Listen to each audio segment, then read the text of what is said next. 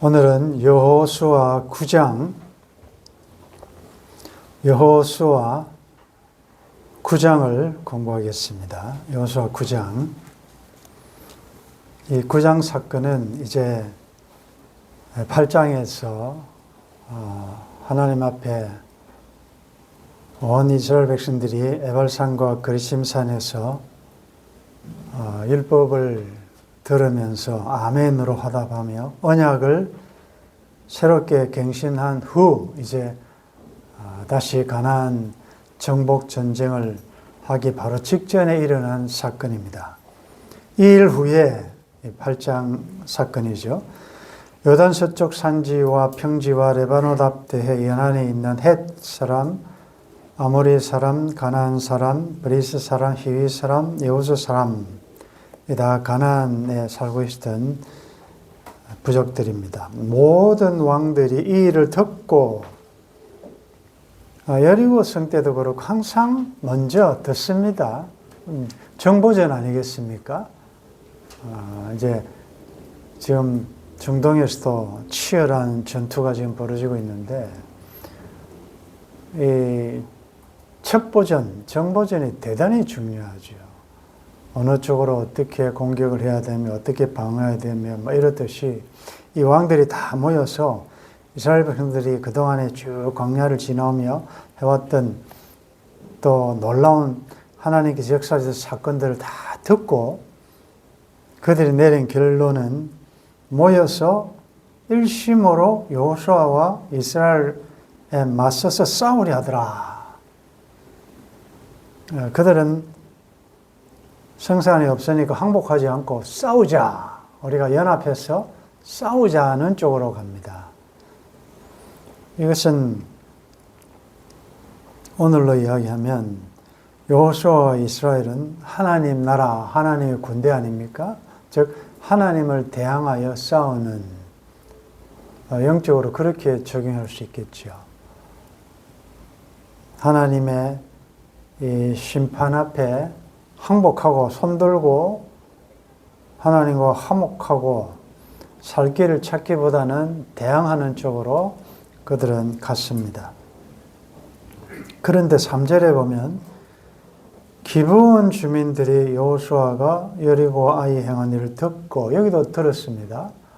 똑같이 다 들었습니다. 그런데 기브온 사람은 위에 있는 히위 족속, 이 가나안 칠족 가운데 히위 족속 가운데 거기에 거주하는 사람들입니다. 기브온 주민들이 여호수아가 여리고와 아이 행한 일을 듣고, 이제 이들은 그 아마 연합군들이 이 사람들에게도 말했겠죠. 우리 같이 힘을 모아서 이스라엘과 싸우자. 그런데 이들은 거기에 동조 안 했습니다. 여러분들 모두가 다 연합해서 싸우려고 하는데 한 나라가 안 한다는 거 쉽지 않습니다. 지금 트럼프 대통령이 호르무즈 이 해협 봉쇄하는데 유럽, 나토 도와달라 하는데 지금 전부 다 눈치 보고 안 나오고 막 이러잖아요. 다 자기 나라에 이해관계가 걸려 있으니까 동맹이고 뭐고 지금 희한하게 지금 이 세계 질서가 지금 바뀌어가고 있는 중입니다. 이 전쟁이 끝나고 어떻게 재편될지 모릅니다. 그런데 다 싸우자고 하는데 우리는 못하겠다. 이게 보통 결단이 아니다.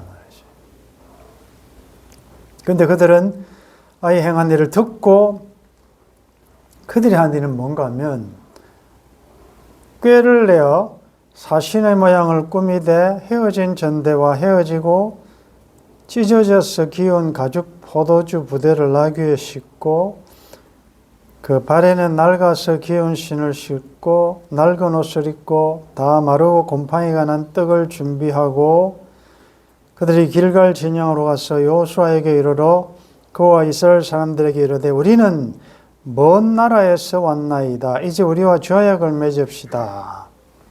자, 이제 우리가 9장 전체를 보면 이 사람들은 멀리 사는 사람들이 아닙니다. 이제 사흘 있다가 자기들이 정체가 덜통이 나죠. 가까이에 사는, 소위 말해서 하나님의 율법에 의해서 진멸당해야 될 대상이다 말이죠. 그런데 이들은 우리가 나중에 결론에서 보겠습니다만은 어쨌든 자기들이 죽지 않고 살아남는 방법은 이건 전투해보나 안 해보나 말씀대로 우리는 진멸당한다는 걸 어떻게 알았는지, 어떻게 믿었는지, 어쨌든 또 어떻게 이런 방법으로 조약을 맺으려고 하는지, 이 모든 것이 참 질문이 우리가 많습니다. 나중에 우리가 적용을 한번 해보겠는데, 어쨌든 먼 나라에서 온 것처럼 철저하게 이제 발각되면 죽는 거 아니겠습니까? 이게 기생나합도 마찬가지예요. 항상 목숨을 내어놓고 살기 위하여 하는 것입니다. 예수 믿는 것도 목숨을 내놓아야 돼요. 온 재산을 다 팔아서 부하가 있는 그 밭을 사야지, 뭐 조금 남겨놓고 뭐 남은 것 가지고 이게 되지 않는단 말이에요. 우리가 주님을 따를 때 온 맘 다해, 다 몸을 모든 걸 다 투자해야 되는데 하나님은 항상 3등이지요. 1등은 항상 내가 먼저 우선으로 생각하는 것이 따로 다 있고, 어느 분이 쓴 대로 하나님은 항상 내 삶에 있어서 3등이다, 3등. 여러분들 최고의 하나님이 우리의 최선으로 제일 먼저 생각해야 될 것인데, 하나님이 제일 1순위에서 멀어지게 만드는 그 무엇은 다 우상 아닙니까? 여러분들의 제1순위, 하루 중에 제일 많이 생각하고 여러분들의 마음을 차지하고 있는 그것이 뭐 돈이든 미래든 여러분들 건강이든 무엇이든 그건 우상이다. 하나님의 자리를 탈취한, 하나님은 하나님의 영광을 뺏기지 않지 않습니까? 그것을 영적으로는 간음한다 그러고, 하나님은 질투하는 하나님입니다. 하나님보다 더 사랑하는 것, 하나님께서 얼마나 질투하시겠습니까? 그런데 이들은 어쨌든 하여튼 멀리서 온 것처럼 위장해서 철저하게 준비하고 길갈 진영으로 와서 우리하고 좀 조약을 맺읍시다. 7절에 이스라엘 사람들이 히위 사람에게 이르되, 히위 사람 알았습니다. 너희가 우리 가운데 거주하는 듯하다. 이거 눈치채도 뭔가 이상하다는 게, 여러분들 여호수아 같은 경우에는 이 40년 모세를 보조하면서 뭐 우리말로 하면 산전수전, 공중전 뭐 5만 전투를 다 경험한 사람이고, 탁하면 척하면 뭐 어떻다는 것을 다 아는 그 정도 아니겠습니까?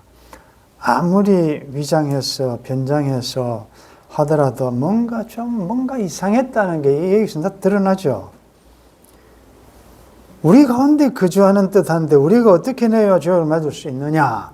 조약 맺을 수 없다. 잊어버리기 전에 여기에 대한 하나님께서 모세를 통하여 이미 제가 자주 말씀드리지만 지침, 항상 가나안 정복 전쟁할 때 이럴 때는 이렇게 하라는 하나님이 미리 항상 지침을 내리십니다. 그러니까 여러분들 물건을 새로 샀을 때 매뉴얼을 잘 숙지하고 사용해야 되는데 우리는 막 매뉴얼을 무시한다고. 그거면 누가 읽습니까? 글씨도 작고 설명하는 것도 다 이해가 안 되니까 뭐 잘 돌아가겠지. 성경은 인간에 대한, 인간의 삶에 일어나는 모든 사건에 대한 매뉴얼이에요. 이런 문제가 생기거든 이렇게 해야 되고 이렇게 대처하라는 거 여기에는 다 들어있어요. 여러분들 지금 당하고 있는 문제에 대한 모든 문제점들, 내 삶에 일어나는 문제점들이 왜 일어나는지, 그리고 그런 문제가 일어날 때는 이것을 어떻게 해라는 정답까지도 성경은 다 있습니다. 그러니까 말씀에서 답을 찾아야 되는데, 신명기 20장 10절에 보면 내가 어떤 성읍으로 나아가서 치료할 때에는 그 성읍에 먼저 화평을 선언하라. 그 성읍이 만일 화평하기로 회답하고 너를 향하여 성문을 열거든 그 모든 주민들에게 내게 조공을 바치고 너를 섬기게 할 것이요. 만일 너와 화평하기를 거부하고 너를 대적하여 싸우리 하거든 너는 그 성읍을 에워쌀 것이며 내 하나님 여호와께서 그 성읍을 내 손에 넘기시거든 너는 칼날로 그 안의 남자를 다 쳐 죽이고 너는 오직 여자들과 유아들과 가축들과 성읍 가운데 있는 모든 것을 너희를 위하여 탈취물로 삼을 것이며 너는 내 하나님 여호와께서 내게 주신 적군에게서 빼앗은 것을 먹을지니라. 그 다음 보십시오. 내가 내게서 멀리 떠난 성읍들 곧 이 민족들에게 속하지 아니한 성읍들에게는 이같이 행하려니와. 그러니까 이 화평하고 조약을 맺을 수 있는 것은 멀리, 지금 하나님께서 진멸하고 하라고 하시니 대상에 들지 아니한 자들에게는 그렇게 할 수 있다. 그러면 그렇게 못하는 성읍들은 어디입니까? 17절에 헷 족속, 아모리 족속, 가나안 족속, 브리스 족속, 히위 족속과 여부스 족속을 내가 진멸해라. 내 하나님 여호와께서 내게 명령하신 대로 하라. 그러니까 기본 주민은 진멸의 대상에 들어 있습니다. 그들은 살려주면 안 돼요. 하나 남기지 말고 다 없애버려야 돼요. 그렇기 때문에 여호수아는 이 조항을 압니다. 알기 때문에 히위 사람에게 9장 7절에 너희가 우리 가운데 거주하는 뜻하니 우리가 어떻게 너희와 조약을 맺을 수 있느냐 할 수 없다는 거죠. 하나님의 명령이니까. 그런데 8절에 그들이 여호수아에게 이르되 우리는 당신의 종들입니다. 여호수아가 그들에게 묻되 너희는 누구며 어디서 왔느냐? 신문을 계속합니다. 가만히 보면 나름대로 여호수아는 적법 절차에 따라서 최선을 다한 것입니다. 그냥 쏘은 게 아니에요. 아닌 것 같은데 그러면 너 어디서 왔느냐? 뭐 정체가 뭐냐? 이렇게 꼬치꼬치 신문을 했습니다. 9절에 그들이 여호수아에게 대답하되 종들은 당신의 하나님 여호와의 이름으로 말미암아 심히 먼 나라에서 왔사오니 이는 우리가 그의 소문과 그가 애굽에서 행하신 모든 일을 듣고 또 그가 요단 동쪽에 있는 아모리 사람의 두 왕들 곧 헤스본 왕 시온과 아스타로스에 있는 바산 왕 옥에게 행하신 모든 일을 들었음이니이다. 여러분들 이 말도 굉장히 기본 사람들이 철저하게 준비했다는 것이 이건 오래전 사건이거든요. 지금 일어난 사건이 뭐예요? 여리고하고 아이성 사건이라고요. 그런데 여리고와 아이성 이야기를 하면 이거 자기들의 정체가 들통나니까 왜 지금처럼 핸드폰이 있는 것도 아니고 그러니까 오래전에 있었던 사건만 이야기합니다. 의도적으로 속이기 위해서. 그러므로 우리 장로들과 우리나라의 모든 주민이 우리에게 말하여 이르되 너희는 여행할 양식을 손에 가지고 가서 그들을 만나서 그들에게 이르기를 우리는 당신들의 종들이니 이제 우리와 조약을 맺읍시다 하라 하였나요. 자꾸 누가 종이라고 하라고 했습니까? 자꾸 종들, 여러분들 자꾸 상대방이 이렇게 굽히고 들으면요 마음이 조금 약해집니다. 좀 긍휼히 여기는 마음. 처음부터 막 고개를 쳐들고 막 이런 식으로 들으면 같이 막 막장 떨라고 이러는데 처음부터 굽신굽신하면서 내가 당신의 종입니다. 좀 이러니까 이거 참 그래서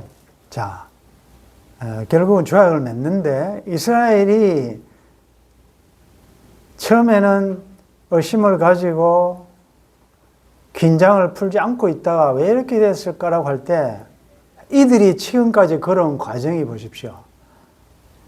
자기들한테 우호적인 세력들을 한 번도 만난 적이 없습니다. 그런데 모처럼 이름도 성도 모르는 이 부족이 와서 아니 이렇게 우리를 알아주고 조약을 맺자 그러고 또 우리가 당신들의 종이니까 노예로 막 부려도 된다라고까지 하니까 그러다 보니까 앞으로 정복해야 될 긴 전쟁을 앞두고 전략적으로도 유리하지 않겠습니까? 이런 사람들을 좀 이용하면 유리할 수도 있단 말이에요. 그러니까 다양한 이런 것들이 이제 작동을 하니까 그러면서 결정적으로 12절에 물정을 제시하죠. 우리가 멀리서 왔다는 물정을. 이 떡은 우리가 당신들에게로 오려고 떠나는 날에 우리들의 집에서 아직도 뜨거운 것을 따끈따끈한 것을 양식으로 가지고 왔는데 보소서 이제 말랐고 곰팡이가 났다. 이 여정이 멀리서 왔다는 거죠. 그 다음에 13절에 또 우리가 포도주를 담은 이 가죽 부대도 새 것이었는데 찢어지게 되었다. 우리 이 옷과 심도 여행이 매우 길었으므로 낡아졌다.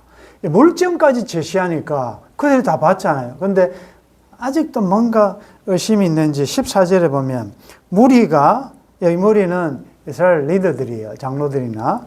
그들의 양식을 취하고 진짜인지 아닌지 한번 이렇게 맛도 보면서 혹은 또 그들이 가져온 어떤 조공일지 그것을 취하고는 그 다음에 이제 중요한 표현이 나타나죠. 어떻게 할지를 여호와께 묻지 아니하고 여호수아가 곧 그들과 화친하여 그들을 살리리라는 조약을, 여기 이름은 안 나죠. 여호와의 이름으로 맺고 회중 족장들이 그들에게 맹세하였더라. 여러분들 지금 우리 생각에는 미국하고 이란 첫 번째 종전회담을 했는데 결렬되지 않습니까?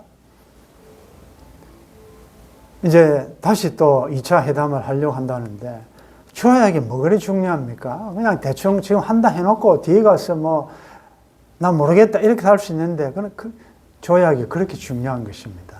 그 나라 이름을 걸고 전 세계에 선포하는 것이기 때문에 그 문항 하나하나 20년 동안 우라늄 농출하지 마라. 아니다. 그러면 5년까지만 하자.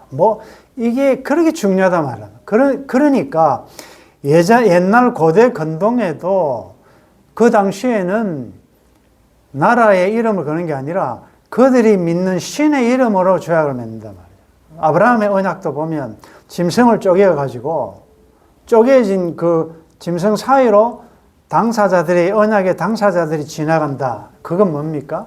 만약에 이 언약을 어기면 이 짐승이 쪼개지는 것처럼 죽는다. 목숨을 걸고 맹세하는 것입니다. 그래서 이 언약은 우리가 생각하는 약속했다가 분리하면 깨버리고 이런 게 아니다 말이에요. 하나님의 이름으로 약속을 맺은 것이다. 자, 여기까지 오늘 우리가 볼 내용인데,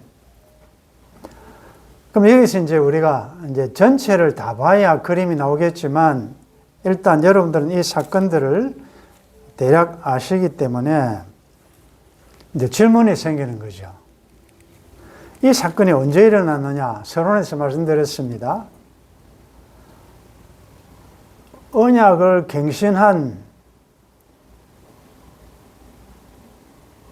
사람의 손이 가지 않는, 다듬지 않는 그 돌로 제단을 만들고 화목제와 번제를 드리고 또 돌 위에다가 스케치를 하고 하나님의 언약을 다 기록하고 법궤를 중심으로 양쪽으로 서서 에발산과 그리심산에서 선포될 때마다 아멘 아멘 했던 그 소리가 아직도 귀에 쟁쟁한데, 그럼 오래 지났다면 그럴 사람이 망각의 동물에 이을 수 있다지만 얼마 되지 않았는데 또 이런 일이 발생한다. 즉 여호와께 묻지 않고. 사람이 그렇습니다. 우리가 산 소망을 가지고 우리를 불리하게 만드는 이 율법 사망 때문에 늘 두려워했는데 이제는 이 율법의 문제를 해결하시고 우리를 위하여 죄의 값을 다 치르신, 그래서 이제는 사망아라고 큰 소리 치면서 이제는 흔들리지 않고 견실하고 주의 일에 더욱 힘쓰기로 했는데, 이게 일주일 넘어갑니까? 어려움이 생기면 내가 오라고 하지 않는데 언제 또 염려, 걱정, 두려움. 우리가 그렇습니다. 하나님이 우리가 그런 거 아세요?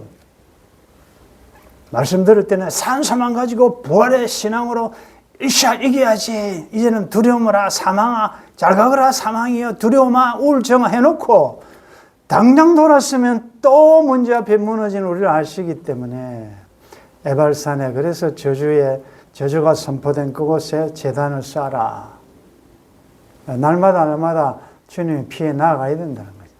다시 힘을 얻고 다시 씻음 받고 또 용기를 내고 일을 쓰고 죽을 때까지 그랬습니다. 그러니까 여러분들 안 넘어지려고 노력하시되 넘어졌다고 너무 또 좌절하지 마시고 우리가 그걸 하나님이 아신다는 거예요. 이 여호수아와 이스라엘 백성들 보십시오. 아니 8장에서 그런 다짐을 했지 않습니까? 아이성에서 엄청나게 하나님께 묻지 않고 했다가 혼나고 난 다음에 다시는 이런 일이 없다고 해놓고 또 이러잖아요. 그런데 그러면 이제 질문이 많을 거예요. 그럼 어디까지, 어느 범위까지 우리가 하나님의 허락을 받아야 되느냐? 여러분들 애가 자기 혼자 판단하고 결정할 수 있음에도 불구하고 중학교, 고등학교, 대학 제 조카 중에 한 명은 지금은 변호사가 됐는데 제가 들은 이야기예요. 얘는 얼마나 순종적인지 화장실에 가는 것도 엄마한테 물어봐. 엄마 내 지금 화장실에 가도 돼? 그러면 엄마가 그래 너 참 너무 착하고 엄마 말 잘 듣고 이러거나 이러게 하겠습니까? 그런 걸 왜 묻냐? 네가 알아서 하지. 그렇게 안 하겠습니까? 그럼 도대체 여러분들 우리가 여러분들이 뭐 집 계약하고 결혼 서약하고 뭐 직장 뭐 선택할 때 하나님께 물었습니까? 다 보면 딱 보고 물정을 보고 우리가 결정하잖아요. 그래서 잘된 경우도 있지만 어떨 때는 그때 안 했었어야 되는데 그 사인을 안 했어야 되는데 이런 일들이 종종 발생하잖아요. 그러면 어느 부분까지 하나님께 물어야 되느냐? 자, 그걸 여러분들 이제 각자 한번 생각해 보시고 그 다음에 속인 사람이 잘못입니까? 속은 사람이 잘못입니까? 누구 책임이 큽니까? 한번 생각해 볼 수 있죠. 여호수아와 이스라엘 백성들 뭐 잘못했습니까?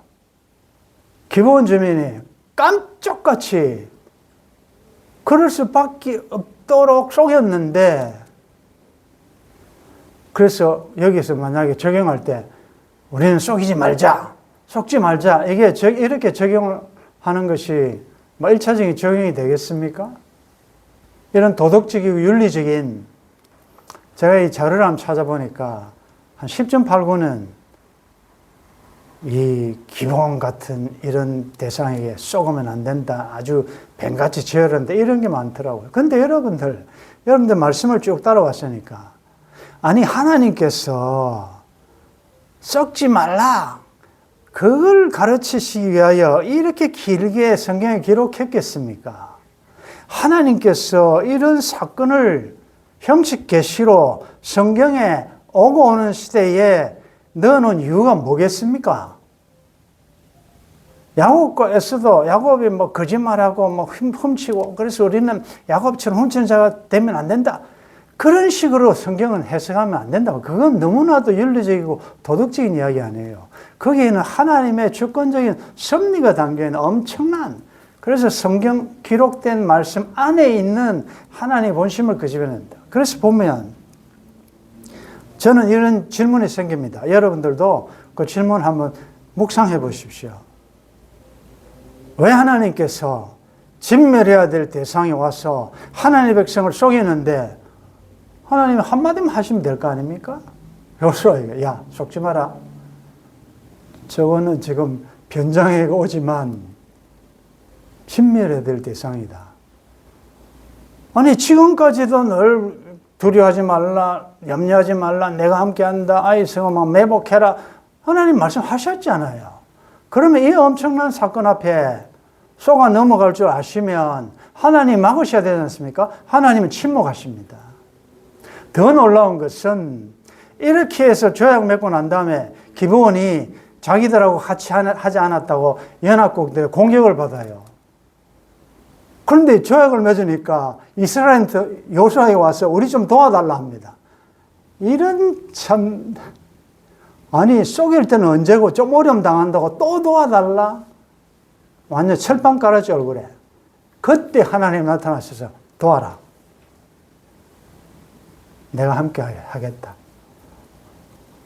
그러면 여러분들 여기서 하나님의 어떠하심이 드러납니까? 이 사건을 통해서 하나님이 하시고자 하는 메시지가 도대체 뭐냐? 자, 이 기브온 사람들은 이렇게 속여서 이들과 조약을 맺으면 살 길이 있다는 걸 어떻게 알았을까요? 궁금하지 않습니까? 그들은 진멸 대상이라는 걸 알았어요. 근데 살 방법이 있다는 것도 어떻게 알았을까요? 자, 신명기 7장 2절에 보면 내 하나님 여호와께서 그들을 내게 넘겨 내게 치게 하시리니 그때에 너는 그들을 진멸할 것이라.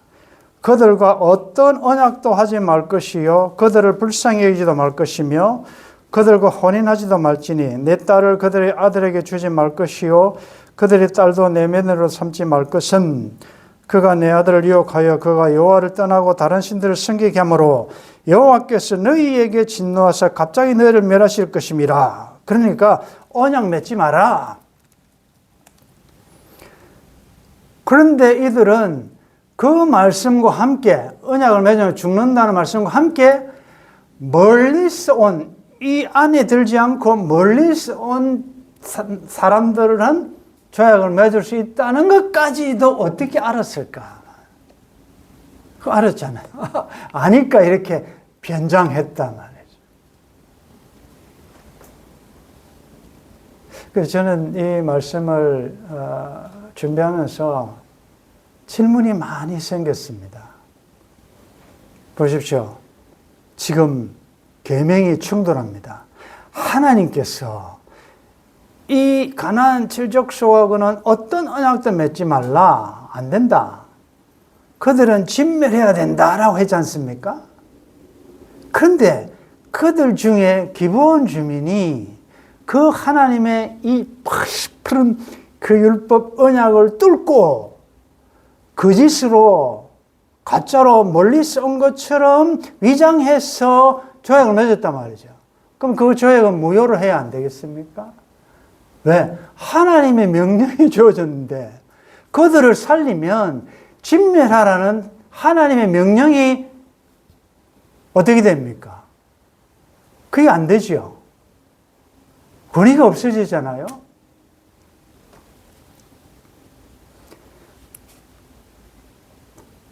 자꾸 여러분들 이 답을 드리지 않고 자꾸 질문만 드려서 죄송한데 말씀을 다시 한번 묵상해 보시면서 기브온은 이 방법 외에는 살 길이 없었을까 생각해 보시고, 자, 여러분 성경은 구약은 신약으로, 신약은 구약으로, 성경은 성경으로 해석하는 것이 성경 해석의 원리거든요. 그리고 덜 분명한 것은 더 분명한 말씀으로 해석을 하는 것입니다. 그리고 기억하실 것은 구약 때는 영적으로 어릴 때예요. 그래서 하나님께서 계시는 하나님께서 자연 계시와 특별 계시인 성경을 주셨는데 이 계시는 점진적으로 하나님 해 나가십니다. 그러니까 어릴 때는 그 수준에 맞게 기차하면 애가 압니까? 모르니까 그림을 보여주잖아요. 이게 기차다. 그런데 이제 중학교 뭐 이런 데면 기차하면 말 안 봐도 알잖아요. 마찬가지로 신약 시대는 이게 계시가 훨씬 더 풍성해졌단 말이죠. 구약 시대가 율법의 시대라고 하는데 율법으로는 진멸의 대상에 들었잖아요. 하나님의 말씀입니다. 왜 기브온 주민들이 이렇게 해서라도 살 수 있느냐? 그건 예수님 때문이에요. 예수님께서 우리가 공부했잖아요.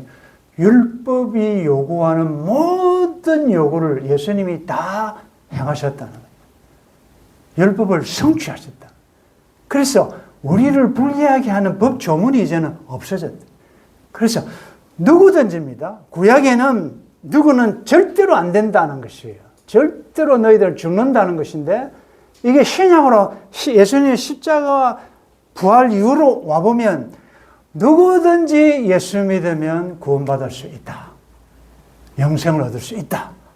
이렇게 복음이 확장되어 버린다. 그래서 이제는 남이 다 유대인이나 헬라인이나 이방인이나 남자나 여자나 종이나 자유자나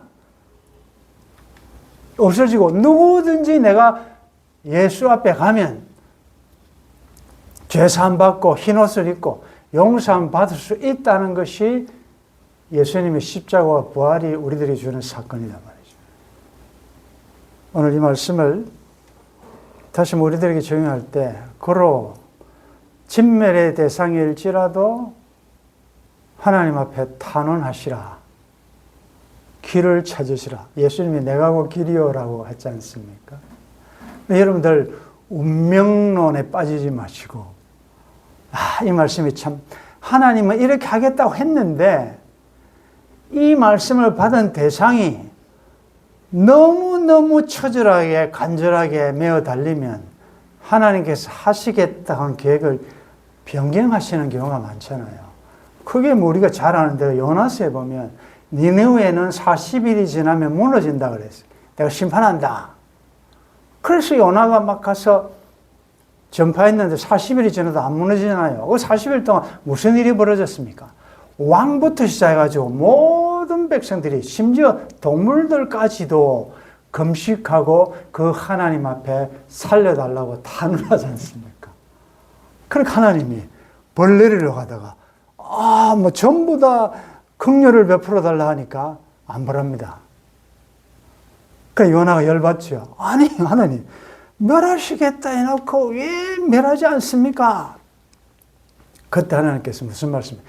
이 성경에는 좌우를 분별하지 못하는데 12만 명이나 있는데 내 말대로 내가 이걸 다 죽여야 속이 시원하겠느냐. 성경에서 유일하게 퀘스천, 질문으로 끝나는 책이 요나서예요. 그런데 그 질문의 답이 신약에 오면 사도행전에서 답이 나온다. 성령이 임하셔서 이제 누구든지 예수 믿으면 긍휼과 은혜를 받을 수 있는 놀라운 하나님의 긍휼과 자비, 이게 벌어지는 복음이거든요. 그래서 여러분들 우리 썩지 말자, 정신 차리자 이렇게 하지 마세요. 여러분들 혹 어쩔 수 없이 속인 적이 있습니까? 철석같이 믿었는데 또 속은 적이 있으십니까? 그래서 손해를 많이 보셨습니까?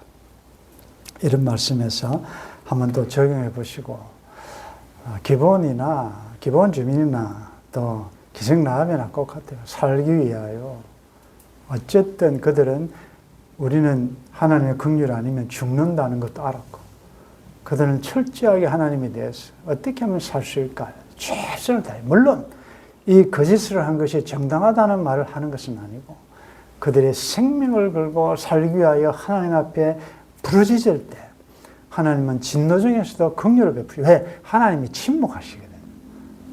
여호수아 보고 니 왜 그래 쏘갔냐 이렇게 말 안 하세요. 지금 기본 사람들한테도 그렇게 안 해요. 그래서 그들은 그들의 말대로 종이 되었습니다. 여러분들 종된 게 저주입니까? 여러분들 종이 저주입니까? 하나님의 집을 위하여 섬기는. 그래서 그런 말이 나오는 것입니다. 악인의 궁중에 첫날 짐수 성찬을 먹는 것보다 내 하나님 집 문집에 있는 것이, 문지기에 있는 것이 훨씬 좋다는 고백이 여기서 나오는 것입니다.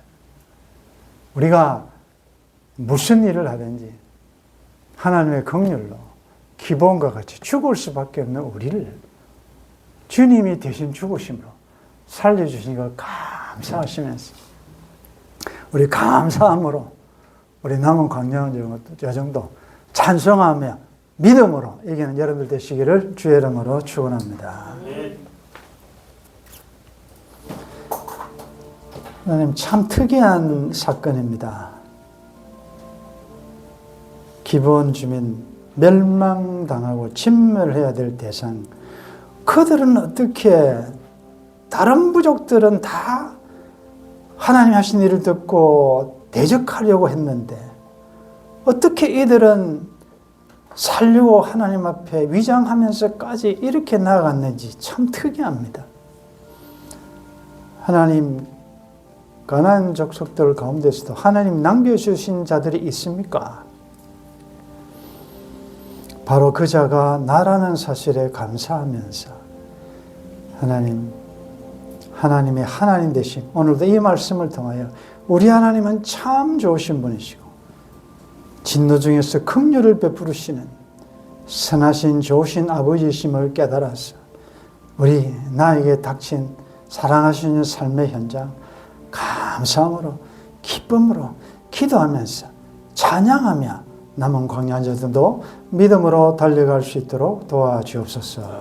주 예수님의 이름으로 기도드리옵나이다. 아멘.